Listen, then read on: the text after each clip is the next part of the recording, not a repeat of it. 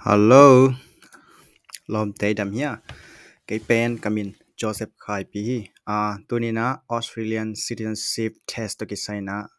Kikum ding hiang. Masai na Australian Government Department of Home Affairs website panina citizenship booklet download ding hiang hitanga. Mang lai nam niamina testable le non testable china nam nin khen hi. Testable chi pen citizenship test na sunga ong pai ding te chi na hina hi ending hiang ya download khin kai na pdf to ending hiang ena ya testable sunga Australian citizenship test our common bound china tulong ta do hi ya content sunga part 1 panina part 6 dongamin ahyang ena ongki test ding te pen part 1 pan part 4 ki kal be hi part 5 le part 6 te pen testable pa lo mo number khana part 1 hina testable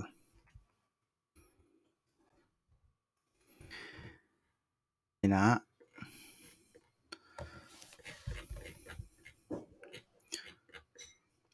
the start of the testable section chima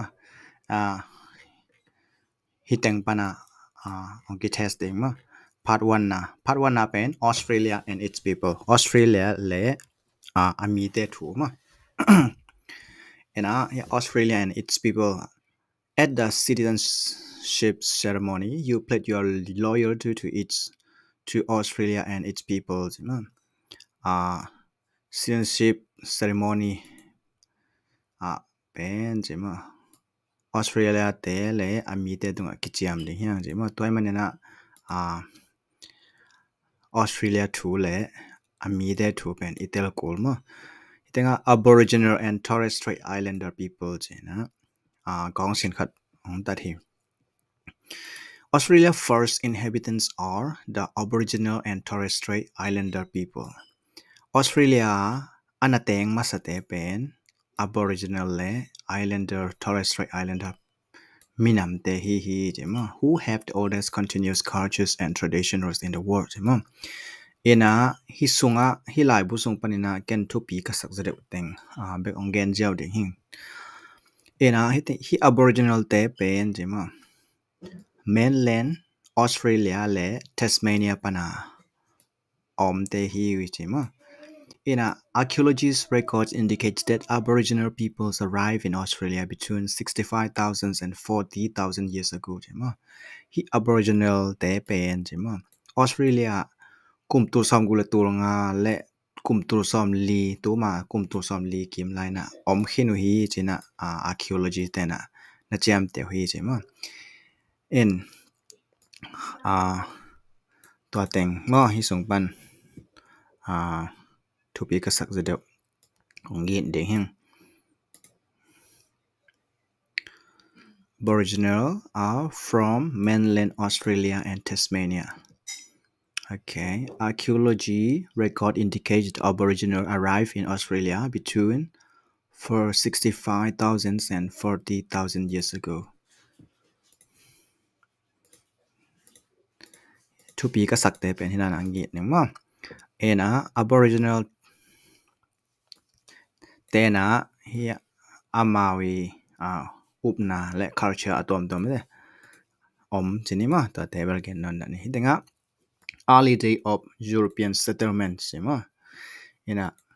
European pana Australia ong pem tema ong pem masate china hi European settlement started when the first 11 convict ships, which became known as the First Fleet, arrived from Great Britain on January 26, 1788. European pana amasapen ong pem te na jema tembo som le khat to ong pai na to pen First Fleet jema bang niang tung hiam chile January kha som ni le kuk ni na tu kha za sagi som ya le giat kum January kha som ni le kuk ni na Great Britain pa ni na New South Wales ong si ko mo leitang New South Wales leitang si hi At this time, the British law were harsh and the jails could not hold the large number of people in prisons for their crimes ใช่ไหมตัวคนไรตะกี้นะ British law ทุกคนแต่เป็นเขามาไม่ได้นะท้องแก่จงมีตามินะไม่ได้ท้องเต้นมีจินท้องเต้นจินจงนอนลอยไม่ได้นะตัวท้องแกมีเตะก็อินดีงี้นะ British กุมปีเตนะฮิท้องแกมีเตะเป็นออสเตรเลียก็อีดีงี้นะองเข็นสัตว์มั้ง And the first governor of the colony New South Wales was Captain Arthur Phillip มาตัวองไปมาซา colony ไม่ได้ British ปานะองไปเขียดสัก colony มากายปีป่าเป็น Captain Arthur Phillip กิจมาเต็มบ่ต้องไปเวนะองตุงมาแต่ง early free settler came from the Great Britain and Ireland จีนอมนาfree settler ที่ตักเชงนะอามาองไปกว่ามานำนายลงมาแต่มันอามาอดบังfree แต่กังลุดเทตัวเตเป็นกว่าแต่ยามจะเลย Great Britain และ Ireland ปะนะออสเตรเลียอามาฟรีแต่กังลุดองแปมเทียวมา This British and Irish heritage has had a major influence Australia's recent history, culture and politics ใช่ไหมตัวมันนะที่ British และ Irish เตยงี้นาไม่ได้อามาวีตั้งถูแต่งี้นาแต่อามาวี politics ในงานยิวอามีนแต่เป็นin Australia ห้องหูจับมาใช่ไหม In 1851 a gold rush began one gold was discovered in the colonies of New South Wales and Victoria ตัวข้าจะเกียรติสมงานเลยกุมินะ gold rush จีน่ะอามา New South Wales State และ Victoria ช่วยไม่ได้คำองมูให้มันนี่นะมีตั้มปีตักองไปเสียมั้ยgold rush แต่เป็น gold rush กิจมั้ย People from all around the world came to these colonies to try to make their fortune ไม่ได้มีแค่หมุนตอมปั้นองไปตัวเท่ากับ Chinese people are arriving at this time while the first large group of migrants not from Europe ปัญหาฮิโลมั้ย Europe ปัญหาฮิโลองลูดออสเตรเลียองลูดมีตั้มเป็นแต่เป็นกว่ามีนำแต่ยามเจเลยแสนแต่ฮีใช่มั้ย Chinese people In 10 years Australia populations more than doubled ใช่มั้ยกลุ่ม2สงเป็น Australia population เป็นขันที่ตั้งขังมั้ย Okay อันนี้ the nations of Australia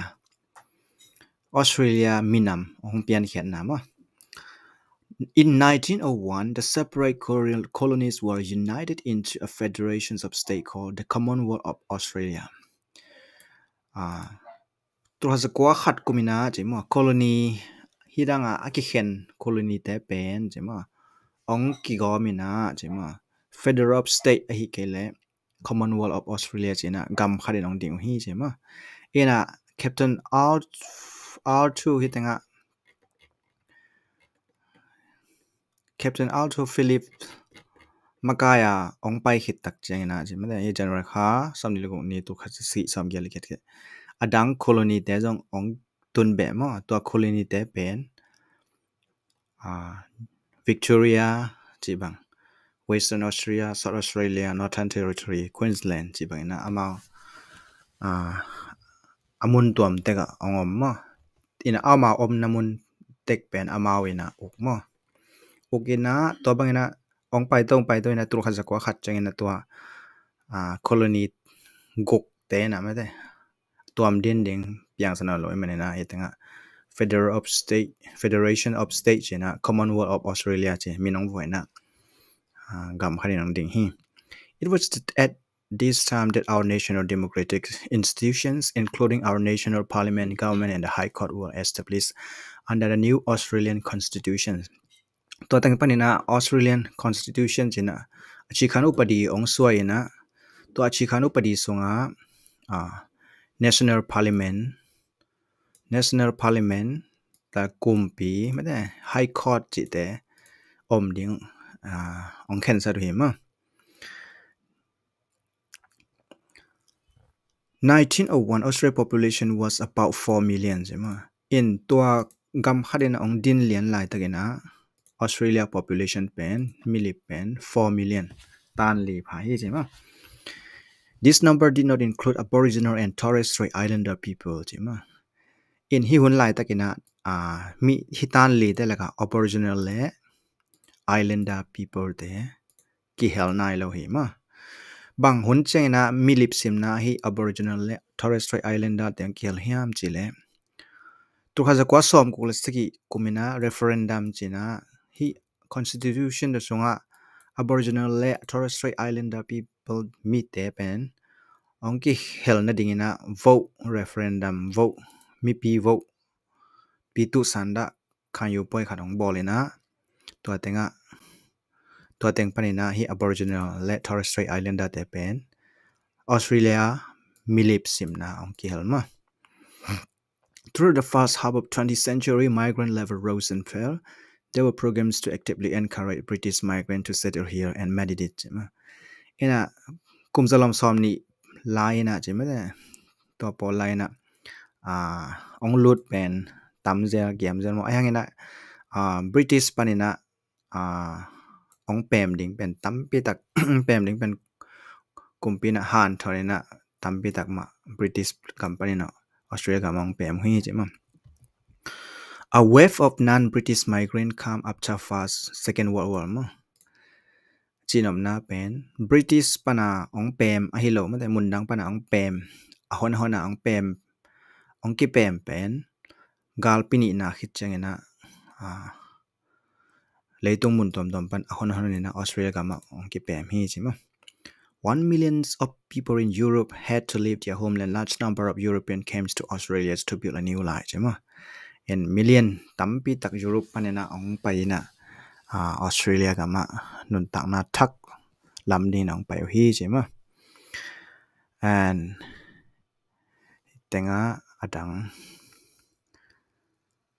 Australia language joining Australia national language is English jema. Australia gambu pau pen English hi. It's part of our national identity. In keeping Australian value, migrants should learn and use English to help participate in Australia society. In Australia community society sunga iki health na dingina chima manglai pen sin pen mo kol hi chima. In adang mangla lo pau namdang te zong mate thupi ngai su we na Aboriginal le Torres Strait Islander ten zong ya te pau namza te zong thupi kinga thupi in kisimi chima. Australia state and territory. Australia pen state kukle territory ni in kiken ma. Ina tenga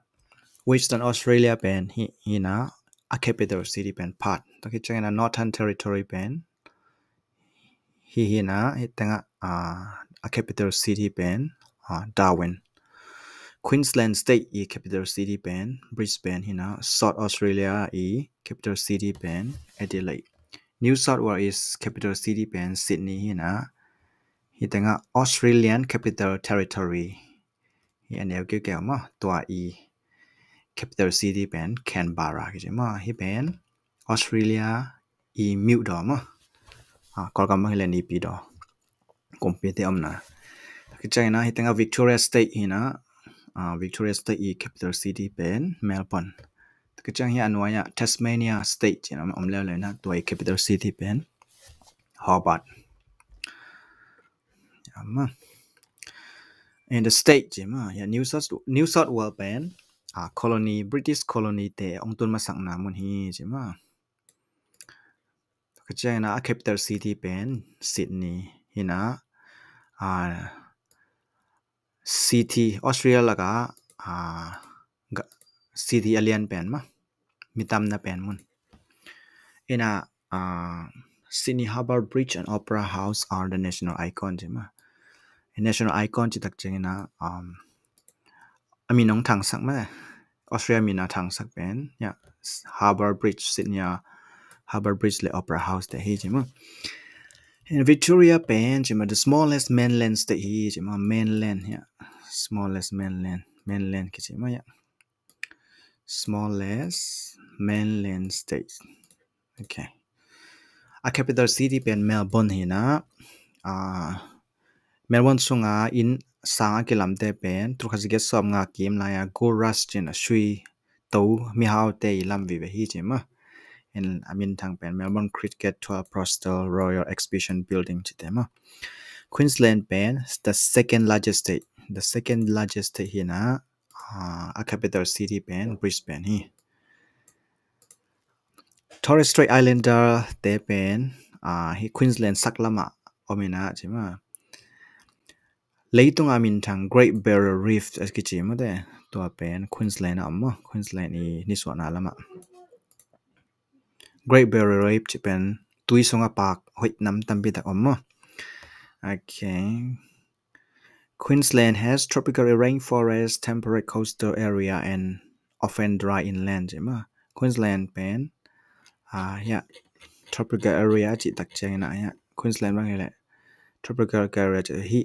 snow asak lam teng pen bang cha. Tui nga ma. Ina hi asung lam teng pen keu ma. Western Australia pen the largest state hi chima alien pen state. Perth pen a capital city hina. The east of the state is mostly desert, while southwest is a rich agricultural and wide-growing area. The state is home to many large mining projects. Western Australia pen Zomi line mining projects nasetaka komma. Ena yeah, while southwest rich agriculture hi pen again na pen Western Australia i niswana lam pen te kan rama ke chena ya nitum na lam akhang lam southwest pen tuas pen agricultural van mete mega ke ching thai ma. Okay, South Australia rugged coastline and many famous wine region South Australia pen ya rugged coastline china suang mual thế mà lấy bằng cha tùy pi cái suang omina chứ mà famous wine region chứ mà wine đam pi tak thuận mà Adelaide pen a capital city hina South Australia min thang thế mà Barsara Valley Findarang chứ ta. Okay, Tasmania is the smallest state mà đây even smallest state actually Tasmania mà ayang na smallest mainland state actually Victoria.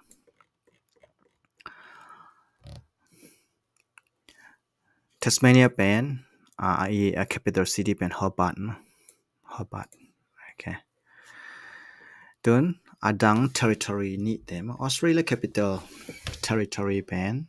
Sydney le Melbourne ki kalam a capital city pen Canberra hina several national institutions are located in Canberra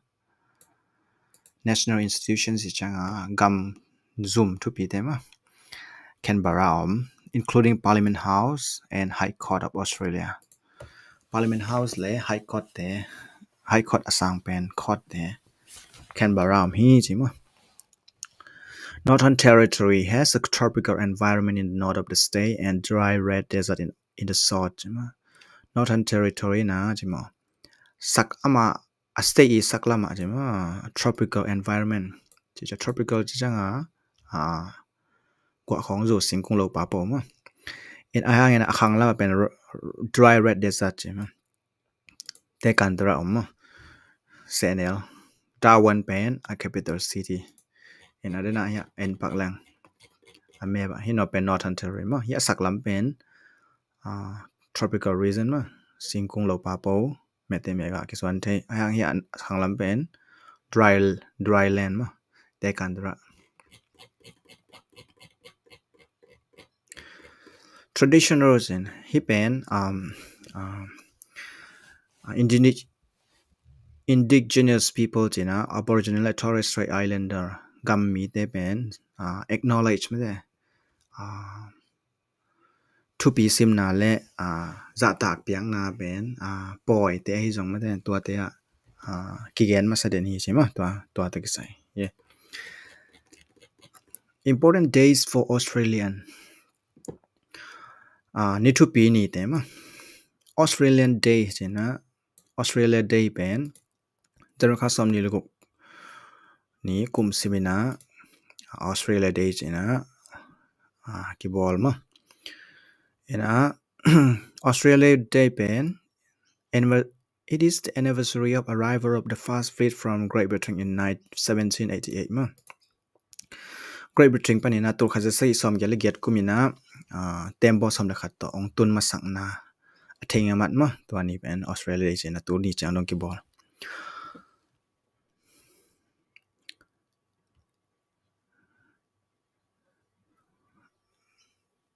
Okay. During the Australia celebrations, the Prime Minister announced Australian Year Award in Canberra. Prime Minister na Australia of the Year Award tang ko ma Australia Day nun day nin thì tang Anzac Day chỉ pen commemorate on 25 of April each year. April ka som ni la ngania ki bol den ma to pen ba ki bol yam chỉ le. Anzac Day is named after Australian and New Zealand Army Corps. Australia le New Zealand gar kap te pen tu kha kwa som lenga April kha som ni lenga ni ya gal pi khat na la ya Turkey ya Gallipoli akichi na muna ma to tenga gal ten aloma na sim ma to tenga mi tampi daksi to asi te phok na ma to kizang Australia flag chema Australia alan inai ta Australia flag sunga nam khan nam ni nam thuma ki khen ma the Union Jack Union Jack achi pen hi British te alan ma hi British te alan pen Union Jack achi na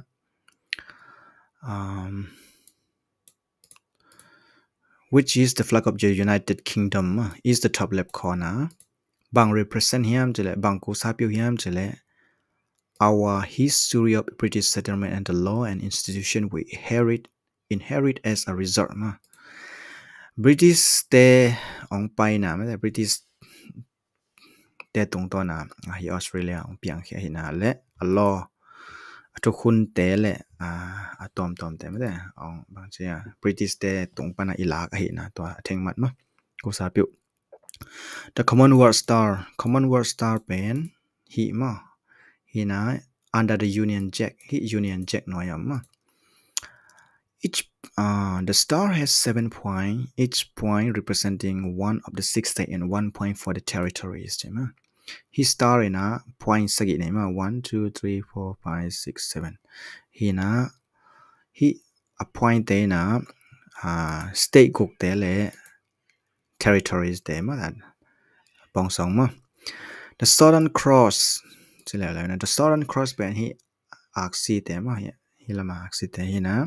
on the right is a group of stars that can be seen on the southern skies ma ina azan jang en leng ya khang lama hi axi ni linga tang ki mo to pen southern sky Australia lan tung amma hinam tung okay Aboriginal te if land level Japan the top half is black and represent Aboriginal people of Australia jema hi avom atung lama avom teng pen bang ko sa pyu hiam chile Aboriginal minam te ko sa pyu hi jema the bottom half is red and represent the earth jema hi anwai lam alang asan teng pen leitang pong song ina the yellow circle represent the sun jema hi anai pak abem ina ni pong song hi jema okay the Torres Strait Islander flag to te lan pen green blue black and white ma de eng apia yong avom akang ma the green strip represent the land hi a green ina eng ina leitang cô sa biểu mà lên bong song the blue panel in the center represent the sea chứ mà hi apia yong in pen tui pi cô sa biểu mà the black lines represent the Torres Strait Islander people mà hi avom lai na Torres Strait Islander minam te cô sa biểu hi chứ mà the white dancer's headdress in the center is a symbol for all Torres Strait Islander chứ mà hi akang hi lim alam dan pe ni na chima all Torres Strait Islander people camp ko sa piu hi chima pong song hi chima the point of the white star represents the island group in the Torres Strait chima hi aksikang en ha bang pong song hiam chile island group in the Torres Strait teng mi tema ta te pong song and the color white symbolize peace ma hi akang ina pen peace yang cha yi pong song ma kilem na pong song Australia symbol chima tinga Commonwealth coat of arms china ya aminong phuang ma to pen ya Australia kumpi ta zei dong tonga amma hi na bang represent hiam chile our national unity ma and it identified the authority and property of the Commonwealth of Australia ma national unity kipum khat hi na ma to le Australia nei hi leitang nei hi na lak hi chima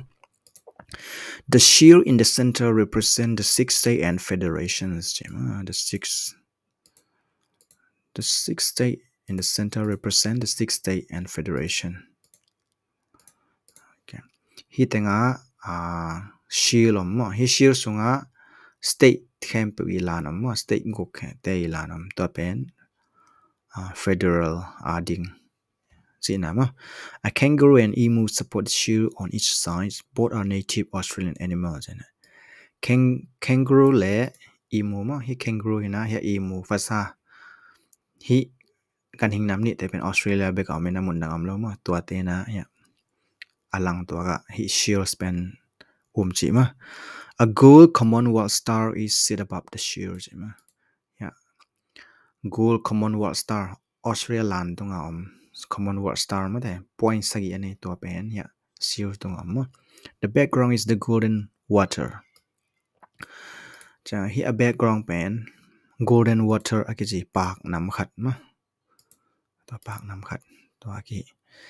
to pen to park pen Australian national flower ma Australia gum park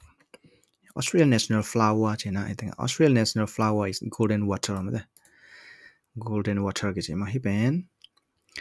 this small tree grows mainly in southeastern Australia ma de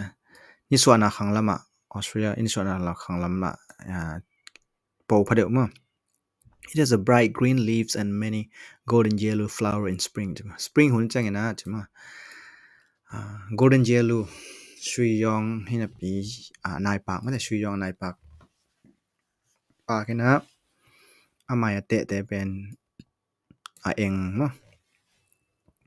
each of the state and territory of Australia also have its own floral album state le territory ten zong pen amawi park nam national hilo amawi park chen ne ma Australia national color Australia minam Australia te color ma to pen bang hiam chile gold and green ma green le gold the color of golden water jina hi pang tung pana kilakhia ma the uniform of our national sport team are usually green and gold ma sport hun changena Australia team te na gold le green color siluma Australia national gemstone jina gam national gemstone ma suang man pha pen opal ma opal hina na akhala tom to ki zem ma ina aboriginal te tang thu sunga chima de rainbow ma de rainbow sakhi tu hu pina lei mat ina to teng pana hi suang tunga hi bang khalang piang hi che ma Australia national anthem Australia national lapi pen Advent Australia fail ma Advent Australia fails okay next video pen part 2 ma part 2 akimune lung namele